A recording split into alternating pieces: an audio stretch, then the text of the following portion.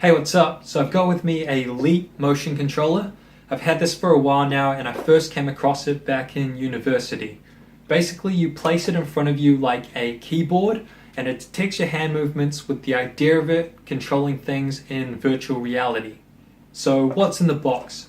You've got instructions with a link to their website which provides further instructions. You've got the Leap motion controller. You've got a short USB cable and a longer USB cable. Now, setting it up is pretty easy. You go to the website, follow their instructions, and you're good to go. From here, if you want to use it as a consumer, it's easy enough to download existing apps and use those. But if you want to use it as a developer, which to me is the more interesting part, you go to their website, follow their instructions, install the relevant programs, and go from there. Should you choose to go down this path, you'll probably need a game engine, and two of the most common ones that I've seen were Unity and Unreal Engine.